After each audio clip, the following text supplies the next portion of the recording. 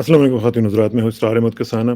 आज हमने बात करनी है भारत के इलेक्शंस के बारे में। आपको मालूम है कि भारत में स्टेट इलेक्शंस जो हैं वो होने जा रहे हैं और 5 बड़ी जो रियासतें हैं उनमें से जो 2 हैं तो बहुत बड़ी हैं, मतलब यूपी है, फिर पंजाब है, इसके साथ-साथ गोवा वगैरह भी है, मणिपुर भी है। तो ये इलेक्शंस हो रहे हैं 7 फ़ेज़ेज़ में और 10 फरवरी से शुरू होंगे, 7 मार्च तक ये चलेंगे और फिर 10 मार्च को इनका जो है एक रिज़ल्ट जो है वो आना शुरू हो जाएगा और आ जाएगा। अच्छा, इसमें अब जो यूपी है, मोस्ट इम्पोर्टेंट जो है वो यूपी है, क्योंकि उसके 80 नशिस्तें हैं, 80 सीटें हैं, जो कि 543 का जो हाउस है, लोकसभा का, उसमें 80 नशिस्तें उसकी हैं। यूपी की आबादी आपको मालूम है कि 204 मिलियन से तकरीबन ज़्यादा है और उसमें मुख्तलिफ आबादियाँ रहती हैं, मुख्तलिफ ग्रुप्स रहते हैं और उसमें मुसलमानों की आबादी जो है वो 43 मिलियन से ज़्यादा है, यानी ये तकरीबन 19 अशारिया समथिंग कुछ बनता है पूरी आबादी का। तो बड़ा ज़बरदस्त इलेक्शन होने जा रहा है और बहुत ही ज़्यादा इसकी इम्पोर्टेंस है। इंटरनेशनल जो मैगज़ीन्स वगैरह हैं वो इसको बहुत इम्पोर्टेंस दे रहे हैं। वो क्यों दे रहे हैं, इसका ज़रा तजिया करेंगे और चलेंगे भारत और बात करेंगे जनाब उमाकांत लखेरिया साहब से। और उमाकांत जो हैं ये प्रेसिडेंट हैं प्रेस क्लब ऑफ इंडिया के और तमाम बड़े-बड़े जो अखबारात हैं उनके साथ ये रह चुके हैं, काम कर चुके हुए हैं बड़ी सीनियर पोज़ीशंस पे और I am really honoured and pleased to have Umakant ji. Thank you very much for your time ji. Thank you very much, thank you. Umakant ji, एक तो ये है कि जो इलेक्शंस हो रहे हैं इसमें जी। ज़ाहिर है काफ़ी खींचातानी मैं देख रहा था कि मीडिया में काफ़ी हो रही है और अभी से ही 2 मिनिस्टर्स तो जो हैं यूपी कैबिनेट के वो रिज़ाइन भी कर चुके हुए हैं। तो क्या वजह है कि अभी से हम कुछ इस तरह की चीज़ें देखना शुरू हो गए हैं और अभी इलेक्शन काफ़ी दूर हैं? तो कैंपेन में काफ़ी हीट आप फ़ील कर रही हैं? हाँ, देखिए बेसिकली भारत में ये कहा जाता है कि दिल्ली का रास्ता, दिल्ली की सेंटर की जो पॉलिटिक्स का जो रास्ता है, वो जी, यूपी से होकर के गुजरता है, ये कहावत है भारत में। और यूपी चूँकि लार्जेस्ट स्टेट है, ज्योग्राफिकली बड़ा है, हाँ, पॉपुलेशन वाइज़ बड़ा है, पॉलिटिकली बड़ा हॉट स्पॉट भारत की पॉलिटिक्स का माना जाता है। हिंदी हार्टलैंड जिसको कॉ बेल्ट भी बोलते हैं भारत में, जी हाँ, उसका एक बहुत बड़ी पॉलिटिक्स जो है उत्तर प्रदेश से डील होती है। और उत्तर प्रदेश अपने आप में इसके कई टुकड़े हो जाने चाहिए थे, लेकिन वो राजनीतिक पॉलिटिकल रीजन की वजह से इसके छोटे-छोटे हिस्से नहीं हो पाए। तो एक बड़ा इतना बड़ा एडमिनिस्ट्रेटिवली मुझे लग रहा है कि दुनिया के 5 देश हैं दुनिया के जो जिनकी आबादी उत्तर प्रदेश यूपी से से कम ज़्यादा है। है। हुँ, otherwise otherwise Uttar Pradesh population wise दुनिया के 5 देशों में सबसे टॉप जो देश हैं उनमें हाँ, शामिल है। नंबर दूसरी बात है कि पॉलिटिकली ये जो असेंबली इलेक्शंस हो गए हैं, ये असेंबली इलेक्शंस क्यों ज़रूरी हैं, क्यों इम्पोर्टेंट हैं, क्यों जी हाँ, महत्वपूर्ण हैं? हुँ, इसका सबसे बड़ा कारण ये है कि 2024 में जनरल इलेक्शन भारत में ड्यू हैं। 2 साल बाद सेंट्रल गवर्नमेंट के लिए नए पार्लियामेंट के लिए इलेक्शन होंगे और ये दूसरी बार मोदी लगातार 2014 से 2019 से हुँ, 2022 में हम चल रहे हैं, उनकी जो सत्ता है इस समय मुझे लग रहा है कि 8 साल से ज़्यादा उनकी पावर है, उसकी वो पावर में दिल्ली में है। ठीक। तो ये डिपेंड करेगा कि उनका जो लोग मान रहे हैं, जनरल परसेप्शन ये है कि मोदी और उनकी जो राइटिस्ट पार्टी है, भारतीय जनता पार्टी, वो अपना जी, पीक प्राप्त कर चुकी है, पा चुकी है। अब उसका डिक्लाइन अच्छा, शुरू हो गया है। तो उत्तर प्रदेश में अगर ये रिजल्ट जो है मैं आपको करेक्ट कर लूँ, आपने 443 बोला वो नहीं 403 है। 543 हाँ, क्या चीज़? 543 लोकसभा की है। हाँ, वही 543 मैंने कहा। लोकसभा की है, उत्तर प्रदेश हाँ, की 403 है। 403 नहीं, असेंबली कॉन्स्टिट्यूएंसी है यूपी में। नहीं, मैंने ये कहा था और कि 543 जो हैं वो लोकसभा, लोकसभा की जी, जी। शिष्टों में से 80 जो हैं वो यूपी से हैं। जी, जी, जी, जी। और यूपी की जो असेंबली सीट्स है वो 403 है। अभी 403 ठीक। पिछले 2017 के जो इलेक्शन हुआ था, बीजेपी ने अपने बल पर, अपने बूते पर 312 असेंबली सीट जीती थी और उसके बाद हाँ, 11-12 सीटें उसके जो अलाइज थे, छोटे-छोटे दल थे, उनको मिली थी। तो 325 सीट जो मैसिव जिसको कहते हैं बहुत बड़ी। More than 2/3 majority. और जो हाँ, हाँ, जो उस समय पावर में थी, समाजवादी पार्टी, मुलायम सिंह की पार्टी जो पावर में थी, उसकी अब एब्सोल्यूट मेजॉरिटी थी, मोर देन 320 325 सीटें थी उनके पास। आई थिंक मैं 216 थी आउट ऑफ 403। तो उनकी एक सिंपल मेजोरिटी है, बाकी पार्टीज भी उनको सपोर्ट कर रही थी। लेकिन 2017 के इलेक्शंस में एक बड़ा ब्लंडर समाजवादी पार्टी से भी हुआ और कांग्रेस से भी हुआ, दोनों मिलकर के चुनाव लड़ा। दोनों का जो सपोर्ट बेस है वो एक दूसरे से अलग अलग है, अलग अलग है, और उन्होंने मिलकर चुनाव लड़ा। तो उत्तर प्रदेश में जो है उन्होंने ये चीज को नजरअंदाज किया कि उत्तर प्रदेश में सेंटर में मोदी, जो हिंदू हृदय सम्राट, हिंदुत्व के नाम पर जो पॉलिटिक्स 2011-12 से आए, और 2017 में उनकी जो हिंदुत्व की राजनीति थी वो पीक पर थी। और इनको उन्होंने इस बात को नजरअंदाज किया कि उत्तर प्रदेश में जो बदलाव है, जो चेंज है, उसकी एक वेव चल रही है, और उस वेव को रोकने के लिए कांग्रेस और समाजवादी पार्टी ने समझौता किया, मिलकर के चुनाव लड़ा।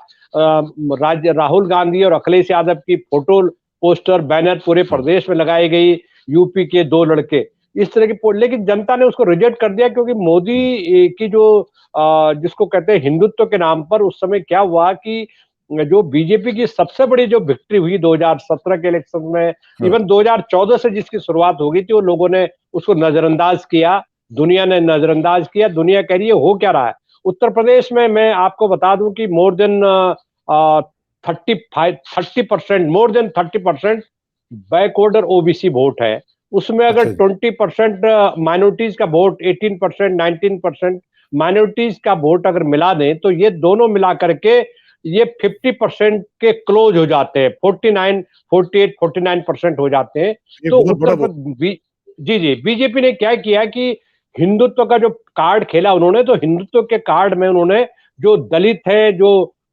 दलित है, और जो अति मोस्ट बैकवर्ड कास्ट है, और इवन जो जनरल बैकवर्ड कास्ट है, बैकवर्ड कास्ट में जो इलीट है, जो अपर बैकवर्ड कास्ट है, उन सब में हिंदुत्व का जो एजेंडा था उसको इतना डीपली नर्चर कर दिया कि उसके बाद जो है दलित हो गया, यादव हो गया, कुर्मी हो गया, और तमाम तरह के जो जाट जाति, जो अपर कास्ट जाति मानी जाती है, लेकिन गुर्जर बैकवर्ड कास्ट मानी जाती है, ये सारी जातियां मिल करके हिंदुत्व के प्लेटफॉर्म में बीजेपी के साथ आकर के शामिल हो गई। और बीजेपी के साथ आकर शामिल होने से क्या इफेक्ट हुआ, कांग्रेस पार्टी जिसका माइनॉरिटीज में बड़ा अच्छा खासा बेस था, जिसका अपर कास्ट में ब्राह्मण्स में अच्छा खासा बेस था, इन माइनॉरिटीज जो है उत्तर प्रदेश में या देश में, भारत में बड़ा इंटेलिजेंट वोटिंग करता है, बीजेपी को हराने के लिए वोटिंग करता है। अगर कोई कैंडिडेट हार रहा है और उनको लगता है कि इसको वोट डाल करके बीजेपी जीत जाएगी, तो माइनॉरिटी उसको वोट न डाल करके दूसरे को वोट डाल देता है जो बीजेपी को हराने की पोजीशन में है। तो हुआ क्या कि 2014 से ये शुरुआत हो गई थी, ये अंडर करंट हिंदुत्व का शुरू हो गया था। 2014 के लोकसभा चुनाव, 2017 के जो असेंबली चुनाव हुए उत्तर प्रदेश और पंजाब और उत्तराखंड, गोवा, मणिपुर, जो 5 स्टेट थे, 5 साल पहले यहाँ भी इलेक्शन, ये सेम इलेक्शन 5 साल पहले भी हुआ। लेकिन ये जो पंजाब छोड़ करके कहीं पर भी बीजेपी कांग्रेस की गवर्नमेंट नहीं बन पाई, क्योंकि पंजाब में दूसरा मुद्दा था, क्योंकि वहां अकाली दल के साथ एंटी इनकम्बेंसी फैक्टर इतना डीप था कि लोगों ने कांग्रेस को, जो अपोजिशन में थे, कांग्रेस पार्टी को एक फॉर्मिडेबल अलायंस, फॉर्मिडेबल पार्टी के रूप में उन्होंने उसको रिकॉग्नाइज किया, और कांग्रेस पार्टी वहां पावर में आ गई, despite the Modi wave, despite the Modi wave in the rest of the country. तो उसके बाद उत्तर प्रदेश में अब क्या हुआ कि देखिए, हुआ ये कि अब सिचुएशन ये होगी कि आज 2014 से लेकर के 2017 में यूपी असेंबली जीता बीजेपी ने, 2019 में फिर दोबारा दूसरी बार लोकसभा का इलेक्शन हुआ, पार्लियामेंट का इलेक्शन हुआ, उसमें भी न केवल स्वीप किया बीजेपी ने उत्तर प्रदेश, न केवल देश के जहां उसका असर है वहां स्वीप किया, बल्कि उसको पिछली बार की जो सीटें थी लोकसभा में, पार्लियामेंट में, उससे भी ज्यादा उसकी सीटें आ गई, 20-30 सीटें ज्यादा आ गई करीब करीब। तो मैं ये मानता हूं कि ये जो मोदी के जो बाई लक क्या हुआ कि मोदी और बीजेपी के लिए एक सर्कमस्टेंसेस खड़ी हो गई भारत की राजनीति में। वो सर्कमस्टेंसेस ये हुई कि जो अपोजिशन पार्टीज थी वो बिखरी हुई थी, स्कैटर्ड है, एक दूसरे से लड़ रही है, एक दूसरे का वोट काट रही है। और आज की तारीख में भी उत्तर प्रदेश में, जब बाकी स्टेट्स में यही हो रहा है कि आज जो सबसे बड़ा जो बेनिफिट है बीजेपी और मोदी के साथ, कि उनको चैलेंज करने वाला कोई स्ट्रॉन्ग लीडर भारत की पॉलिटिक्स में नहीं है। इसलिए वो ठीक है। एक वेब चलाते हैं, एक नरेशन चलाते हैं, एक बात चलाते हैं, और उसके पास तो जो सोशल मीडिया का जो उनका नेटवर्क है, जो उनकी जो वो भी बड़ा आईटी स्ट्रांग सेल है। है, जो उनका व्हाट्सएप ग्रुप है, और एक किस्म से वो कहते हैं कि भाई बाकी काम तो होते रहेंगे, आपका जब हिंदुत्व का जो धर्म है, जो रिलीजन है, वो सेफ नहीं रहेगा तो बाकी का क्या करोगे? तो ठीक, रोजी तो रोटी, वो एक रोजगार, एम्प्लॉयमेंट है। जी। रिलीजन का कार्ड जो है वो खेलते हैं। लेकिन एक चीज मुझे बताइएगा, आपने ओबीसी का जिक्र किया, ओबीसी के जो लीडर हैं स्वामी जी। प्रसाद मौर्य, वो जो जी। मिनिस्टर भी थे, वो रिजाइन किया उन्होंने पहले। फिर दारा जी। सिंह जी। चौहान है, उन्होंने रिजाइन कर दिया, और दोनों ने जाके अखिलेश यादव से मुलाकात की है। तो जी। क्या जी। जी। ये जो चीज है ये इंडिकेट कर रही है कि एक ट्रेंड जो है वो चेंज हो रहा है, और जिस तरह आपने कहा कि अपना पीक जो है बीजेपी वो अपना काट चुकी है, अब आगे उनका डिक्लाइन है, क्या ये बात सही नहीं, है? हाँ, हाँ, बड़ा बट देखिए, आपका सवाल बड़ा इंटरेस्टिंग है, और मैं इसमें बारे में आपको बड़ा, आपके जो दर्शक हैं वो बताऊंगा, उनको नई चीज बताऊंगा कि जो आप लोगों ने उन्होंने सुनी नहीं होगी। वो ये है ठीक। कि देखिए, भारतीय जनता पार्टी ने जब भारत के पॉलिटिक्स में मंडल पॉलिटिक्स शुरू हुई, हाँ। मंडल जो ओबीसी कास्ट के लिए जो मंडल कमीशन की जो रिपोर्ट थी, जिसमें नौकरियों में, हाँ, एडमिशंस में, बता दिया आपने। प्रमोशंस में उनको रिजर्वेशंस का एक बीपी सिंह सरकार के जमाने में एक प्रोविजन हुआ था।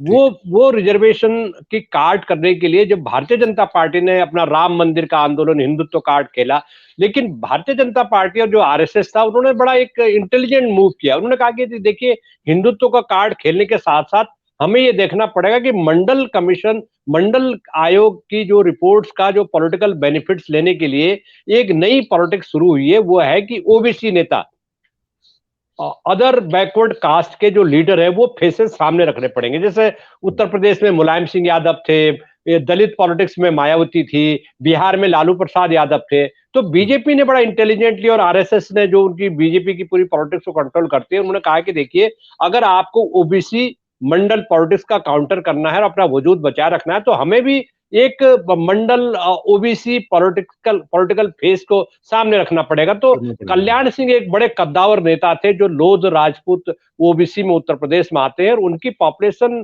बहुत ज्यादा तो नहीं है, लेकिन वो बाकी जातियों में, बाकी कास्ट में भी वो अपना असर रखते हैं। फार्मिंग कम्युनिटी है, और हाँ। भी वो बिजनेस और तमाम तरह के खेती बाड़ी में ये लोग काम करते हैं। तो लोध राजपूत जो ओबीसी कास्ट है, उसके जो सर्वे सर्वा थे, वो कल्याण सिंह थे। तो कल्याण सिंह, जब बीजेपी ने उनको आगे कर दिया, उनको मुख्यमंत्री भी बनाया, बहुजन समाज पार्टी के साथ के सपोर्ट से सरकार भी बनी है, और उनको भी समर्थन दिया। तो कल्याण सिंह एक उनके एक चेहरा थे ओबीसी पॉलिटिक्स के।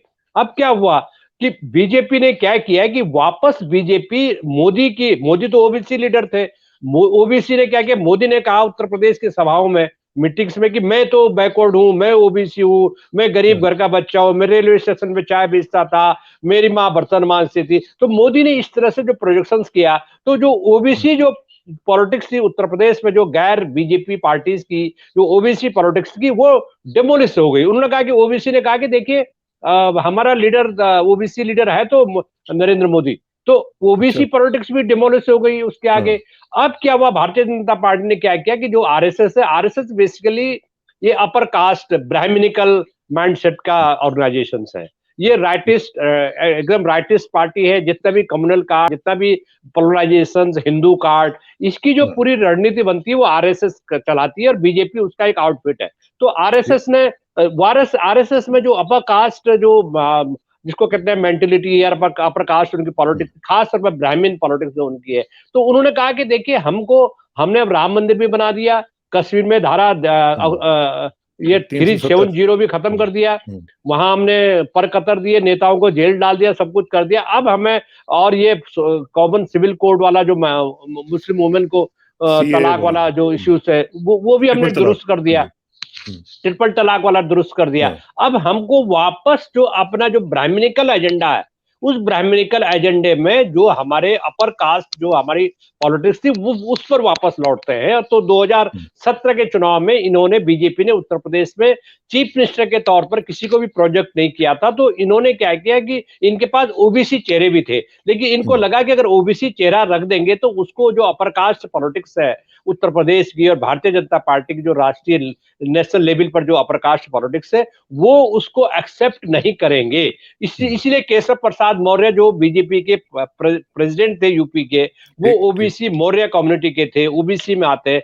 उनको स्वीकार नहीं किया गया मुख्यमंत्री पद के लिए, और ये कहा गया कि हमने ये बड़े-बड़े काम करने हैं, राम मंदिर बनाना है, अनुच्छेद कश्मीर वाला मामला सल्टाना है, तमाम तरह के काम अच्छा, करने, अब तो इसी के साथ जुड़ा हुआ एक क्वेश्चन ये है कि आपने राम मंदिर की बात की है।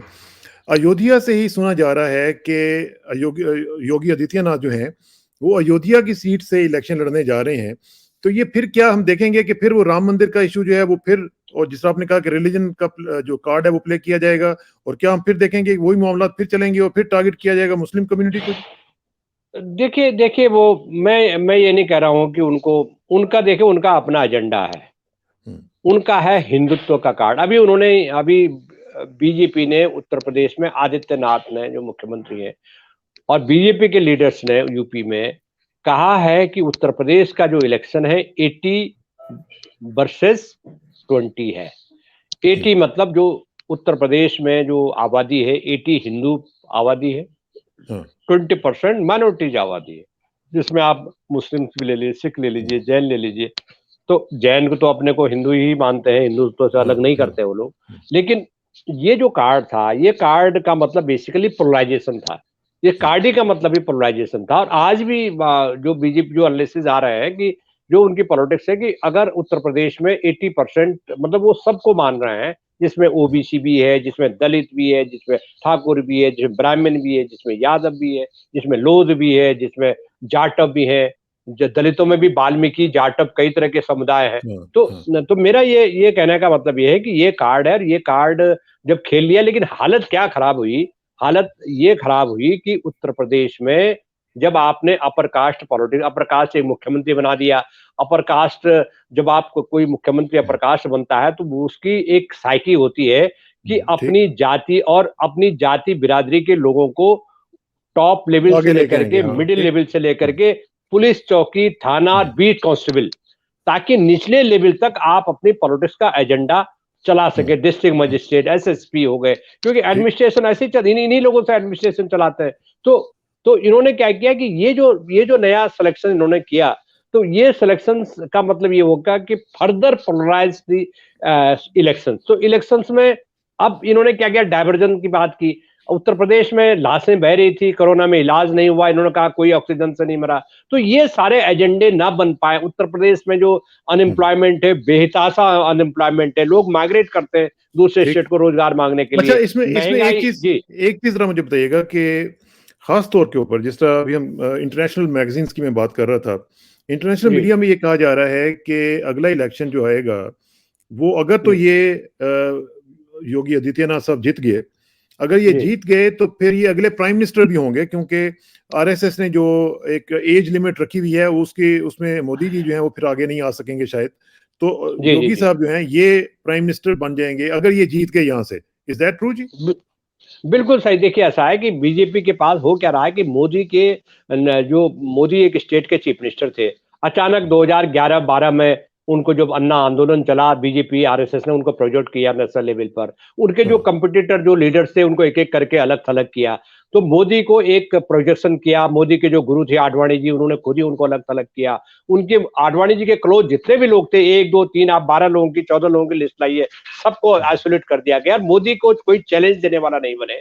उसके बाद उत्तर प्रदेश आया, तो उत्तर प्रदेश में जो महंत है, ये जो योगी आदित्यनाथ, ये गोरखनाथ मंदिर ट्रस्ट के महंत है, जो मठ है वहां पर, और वो राजपूत है, तो राजपूतों का ट्रस्ट है। तो उत्तर प्रदेश में उनको ये लगता है कि योगी सीनियरिटी के हिसाब से, पॉपुलरिटी के हिसाब से, हिंदुत्व एजेंडा के हिसाब से मोदी के बाद जो अपील है, ये निश्चित रूप से अपील आज की तारीख में अगर सबसे ज्यादा अपील है तो योगी आदित्यनाथ की। ये आरएसएस भी मानती है, और आरएसएस विरोधी लोग भी मानते हैं कि अगर हिंदुत्व के नाम पर मोदी के बाद अगर किसी की अपील है तो योगी आदित्यनाथ की है। इसलिए अमित शाह जो होम मिनिस्टर है, उन्होंने 1.5 महीने पहले लखनऊ में जाके घोषणा कर दी थी कि देखिए हमारा, आपने मोदी जी को अगर 2024 में प्राइम मिनिस्टर बनाना है तो 2022 के इलेक्शंस में, असेंबली इलेक्शंस में हमें योगी जी को उत्तर प्रदेश का मुख्यमंत्री बनाना पड़ेगा। तो निश्चित रूप से ये तय है कि मोदी के बाद सबसे पॉपुलर हिंदुत्व लीडर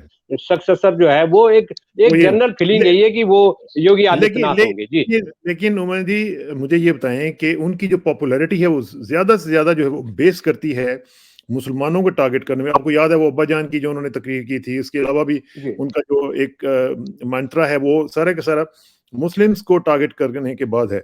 मुझे ये जी बताएं जी कि वहां पे ये जब इलेक्शंस होंगे उसमें जी मुसलमानों का क्या रोल होगा, क्या वो और बाकी जो मिनॉरिटीज हैं क्या उनके अंदर जी कोई आप देखते हैं अलायंसेस बन के कोई इस तरह का कोई प्लान आप उनको नजर आता है ताकि इनको थ्वार्ट किया जा सके इनके प्लान्स को?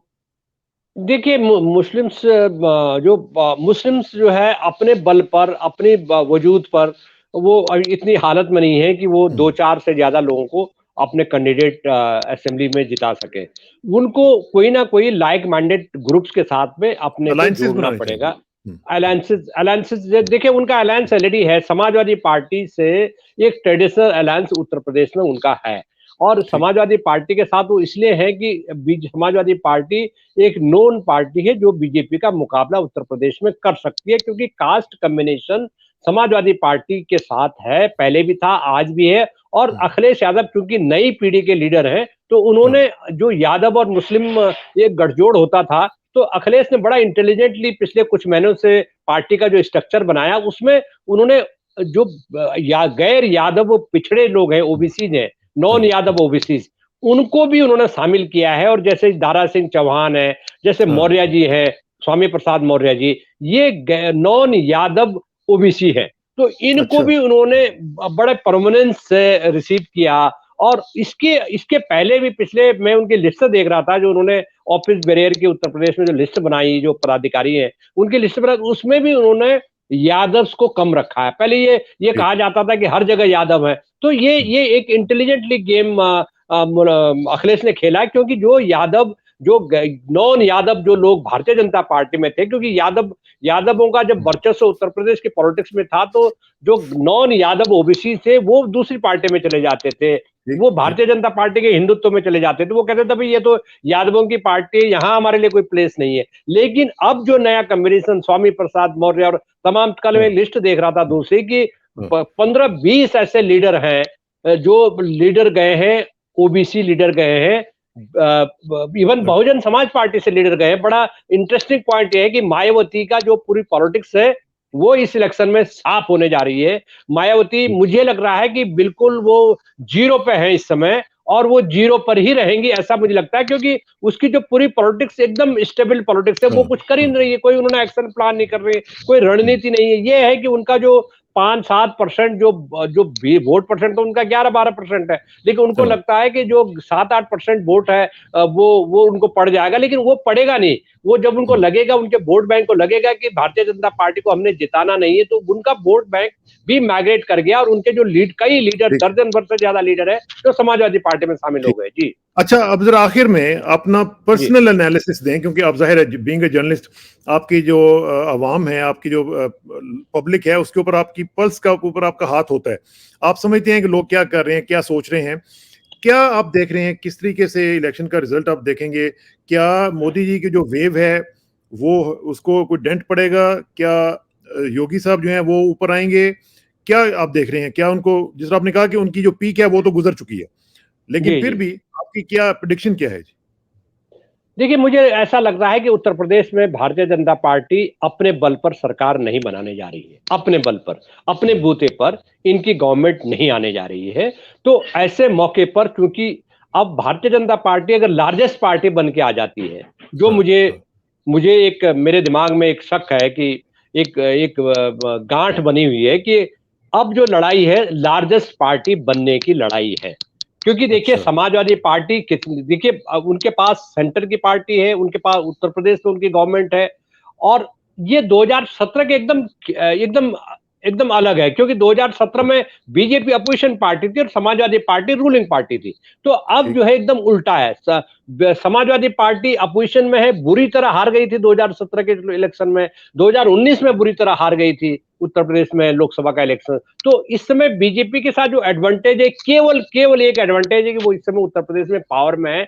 लेकिन जो हाँ, कास्ट की जो सोशल इंजीनियरिंग है वो सोशल इंजीनियरिंग बीजेपी के खिलाफ चली गई है। सोशल इंजीनियरिंग का जो इस समय जो ताना बाना है, जो जो जो जिसको कहते हैं नेट है, वो नेट इस समय समाजवादी पार्टी के हाथ में चला गया है। और दूसरा ये कि तमाम नेगेटिव फैक्टर होने के बावजूद भी, तमाम तरह के आलोचना के बाद भी, क्रिटिसिज्म के बाद भी एक एक पोलराइजेशन जो है ओबीसी का और जनरल वोटर्स का, जो वो पूर्वी उत्तर प्रदेश में, ये जो पश्चिमी उत्तर प्रदेश है, मिडिल यूपी है, ये पोलराइजेशन टुवर्ड्स समाजवादी पार्टी हो रहा है बीजेपी के खिलाफ। क्योंकि जनरल फीलिंग ये है कि समाजवादी पार्टी ही एक फॉर्मिडेबल अलायंस है जो बीजेपी को हरा सकता है। कांग्रेस पार्टी, प्रियंका गांधी, जी प्रियंका गांधी वाला एक लाइन है कि प्रियंका गांधी ने बहुत अच्छा किया, कांग्रेस को रिवाइव कर दिया, महिलाओं के, लड़कियों के मामले उन्होंने उठाए और उनकी रैली में भी बड़ी पैमाने पर लोग आ रहे हैं, लेकिन उनको उस तादाद में वो, क्योंकि फॉर्मिडेबल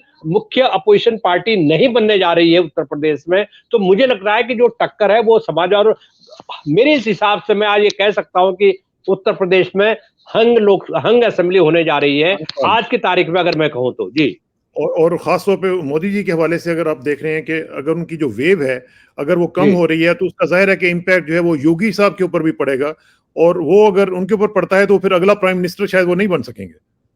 बिल्कुल सही बात। देखिए, जब आप कोई वोट मांगने जाते हैं 3 साल बाद, 2.5 साल बाद, तो आपको एक सत्ता विरोधी रुझान, एंटी इनकम्बेंसी जो फैक्टर होता है, वो बड़ा काम कर रहा है। आप पहले ये कह सकते थे कि सेंट्रल गवर्नमेंट हमको कोऑपरेट नहीं कर रही है, अब तो सेंटर में भी आपके साथ, आप खुद ही कहते हैं हम डबल इंजन सरकार है। तो डबल इंजन सरकार में क्या होता है कि मोदी के खिलाफ जो लोगों में पोलराइजेशन है, वो पोलराइजेशन राज्य स्टेट गवर्नमेंट में बीजेपी के खिलाफ भी वो पोलराइजेशन है। अब मोदी के नाम पर आप वोट मांगेंगे तो मोदी से जो नाराज लोग हैं, मोदी की नीतियों से, जो पॉलिसी से जो नाराज लोग हैं, महंगाई बढ़ गई है, पेट्रोल दाम आगे बढ़ गए, इतने ज्यादा बढ़ गए, किसानों के खिलाफ इतने अत्याचार हुए, जुल्म हुए किसान आंदोलन के दौरान, जो मिडिल क्लास है, मिडिल क्लास परेशान है, बिजनेसमैन परेशान है, जो इकोनॉमी है उसका डाउनफॉल बहुत तेजी से हुआ है, और लोगों का जो सफर करना, जो कॉमन मैन थे, जो रेलगाड़ियों में, बसों में, ऑटो में सफर करने वाले, उनकी जेब कट रही है, उनके पास पैसा नहीं है, लोगों की परचेजिंग पावर नहीं है, लोगों के पास एम्प्लॉयमेंट नहीं है, लोगों पॉवर्टी में लोग जी रहे हैं। तो ऐसी सिचुएशन में जो पॉवर्टी में जो लोग पहले पॉवर्टी से के लाइन से ऊपर थे, वो पॉवर्टी लाइन से नीचे चले गए। तो ये जो बड़ी स्थिति ये खराब हो गई कि लोगों के सामने हिंदुत्व से बड़ा रोजी रोटी, रोजगार और हेल्थ के इश्यूज हो गए। ये एक सबसे बड़ा बैटल पॉइंट मुझे लग रहा है, और यही इस इलेक्शंस में सबसे बड़ा मुद्दा होने जा रहा है। जी, तो उसका मतलब यह है कि जो डबल इंजन सरकार है वो अब अपने डाउनफॉल की तरफ बढ़ रही है। बिल्कुल, मैं ऐसा मानता हूं कि वो जो अपील है प्रधानमंत्री जी की, प्राइम मिनिस्टर साहब की, वो अपील जो है उसका वो काफी कम हो गई है। और वो ये है कि उसी का कारण है कि उनकी रैलियों में पहले की अपेक्षा, पहले के मुकाबले भीड़ जो है उस पैमाने पर नहीं आ रही है, जबकि अपोजिशन पार्टीज की, अखिलेश की रैली में काफी क्राउड आ रहा है, और वो क्राउड लाया हुआ क्राउड नहीं है। लेकिन कॉर्पोरेट सेक्टर भी तो है ना, वो भी तो कहीं ना कहीं अपना रोल प्ले करेगा ना उनके साथ। देखिए, अगर कॉर्पोरेट सेक्टर का एक भूमिका होती है, एक रोल होता है, लेकिन वो एक लिमिटेड रोल होता है। अगर कॉर्पोरेट सेक्टर इतना पावरफुल होता तो इस देश का राष्ट्रपति Ambani, Anil Ambani president of India हो जाते और अडानी जी प्राइम मिनिस्टर हो जाते। तो उनकी एक रोल है, उनकी एक लिमिटेड रोल है। उस लिमिटेड रोल में वो जो पावर पॉलिटिक्स, पावर प्ले करते हैं, पहले भी करते रहे हैं, लेकिन ये पहली बार हुआ है कि मतलब जो सेंटर की जो पॉलिटिक्स है, वो पॉलिटिक्स आपने प्राइवेटाइजेशन कर दिया। और प्राइवेटाइजेशन में हो क्या है कि जो ओबीसी जातियां वो कह रही है कि भाई हमारे पास, हमारे लोगों को नौकरियां कहां मिलेगी, सब कुछ तो प्राइवेटाइज हो गया। जो सरकारी, जो गवर्नमेंट, सेंट्रल गवर्नमेंट के जो पीएसयूज थे, सेंट्रल गवर्नमेंट की जो सर्विसेज थी, सब प्राइवेटाइज हो गई। तो जो ओबीसी है, जो 33%, 27% जो रिजर्वेशन था, वो रिजर्वेशन कहां मिलेगा? प्राइवेट सेक्टर तो रिजर्वेशन देता नहीं है। They are not accountable and answerable for the reservation. That's all. चलें, बहुत बहुत शुक्रिया उमाकांत जी, और आपसे इंशाल्लाह राब्ता रहेगा, और wish you best of luck. और जिस तरीके से आप रिपोर्टिंग करते हैं, जिस तरीके से आप काम कर रहे हैं, आपसे इंशाल्लाह राब्ता रहेगा जी, और इंशाल्लाह आपसे हम इलेक्शंस के बारे में पूरी इनपुट लेते रहेंगे जी। बहुत बहुत शुक्रिया, थैंक यू वेरी मच।